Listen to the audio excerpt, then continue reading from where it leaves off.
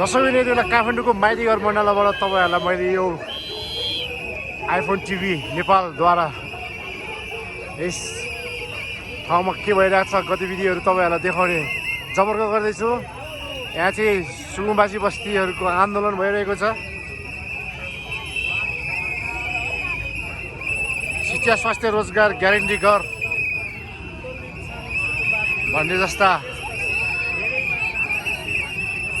Play card देख्न सक्नुहुन्छ हजुरहरूले।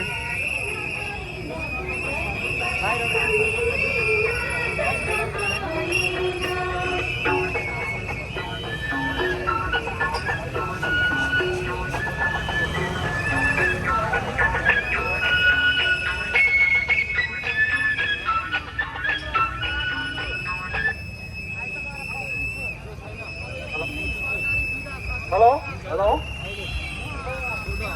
सबैले जोरदारका साथ नारालाई साथ दिनुहुनेछ भन्ने हामी पूर्ण आशा गरेको छौँ। दोजर होइन समान दे समाधान दे,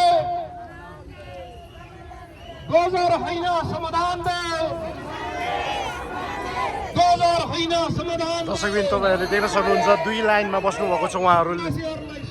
यतापट्टि देब्रेमा यतापट्टि दाहिनेमा सबैको हातमा सबैको मुखमा सिटी फुक्दै उहाँहरूले विरोध आन्दोलन गर्दै हुनुहुन्छ।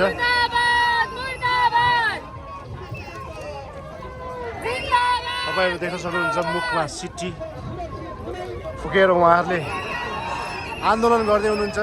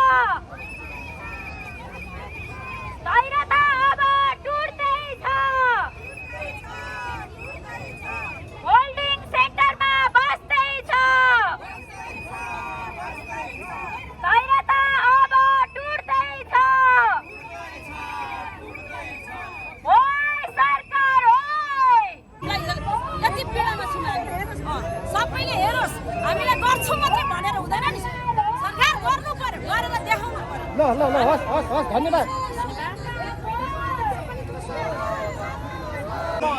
आयोजकलाई सोध्छु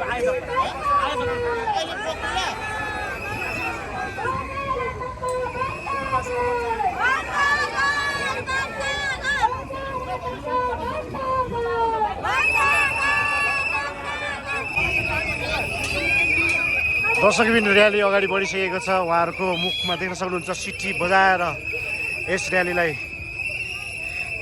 समुद्घाटन गर्नुभएको छ उहाँहरूले।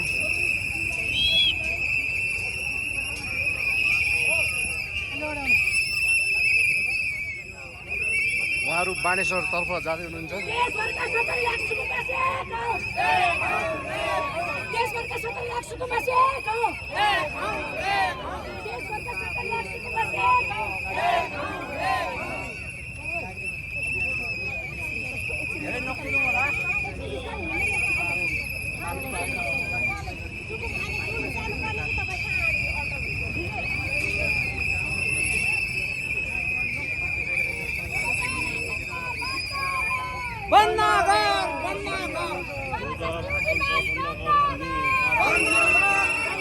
तपाईँहरूले देख्न सक्नुहुन्छ उहाँहरू दोजर आतङ्क बन्द गर भन्दै र्याली लगाउँदै हुनुहुन्छ। मुर्दाबाद मुर्दाबाद गणतन्त्र जिन्दाबाद जिन्दाबाद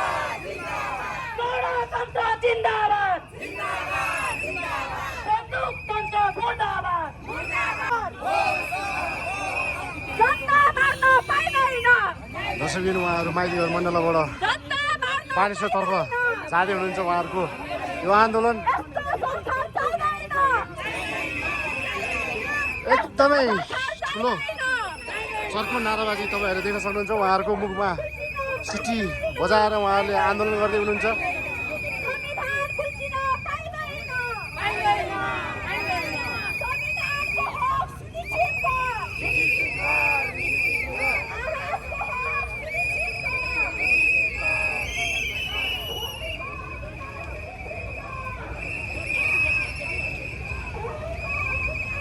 एकदमै ठुलो मासमा हुनुहुन्छ उहाँहरू उत्तैसम्म छ लाइन।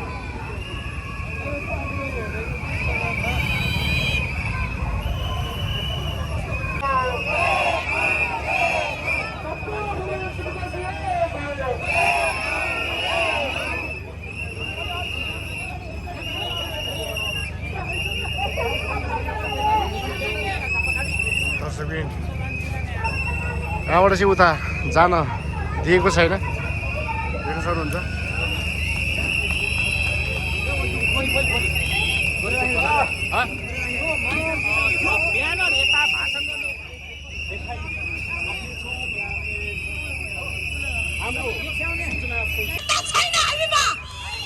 याद राख, खबरदार, हामी आउँदैछौँ, जेल ठुलो बनाएर राख। त्यसैको विरोधमा हो आज संविधानमा लेखेका कुराहरू। एउटा गणतन्त्रको मर्म जहाँ एकात्मक प्रणाली, एकात्मक शासक, निरङ्कुश शासनलाई अन्त्य गरेको दिन। तर आज के भइरहेछ? आज के भइरहेछ भने एकात्मक एक्लैको निर्णयले बस्ती भत्किरहेछ। गणतन्त्रको महसुस कहाँ गर्न पायो? आज उत्सव मनाइरहेछ यो वर्ग, यो सुकुम्बासी वर्गले उत्सव मनाएर टेलिभिजनमा ताली बजाउनु पर्ने हो, तर भएको छैन। हामी यहाँ आउनु परिरहेछ। हाम्रा साथीहरू होल्डिङ सेन्टरमा मरिरहेछन्। हाम्रा साथीहरूका बच्चाहरू होल्डिङ सेन्टरमा स्कुल जान नपाएर तड्पिरहेछन्। हाम्रा साथीहरूलाई कैदी जस्तो गरेर होल्डिङ सेन्टरमा राखिरहेछ। आजको दिनसम्म पनि व्यवस्थापनको खाका केही पनि आएको छैन। सरकारले भन्नुपर्छ। त्यसको विरोधमा चाहिँ हामीले चाहिँ के भन्दाखेरि यो कार्यक्रमहरू आयोजना गरिरहेछौँ।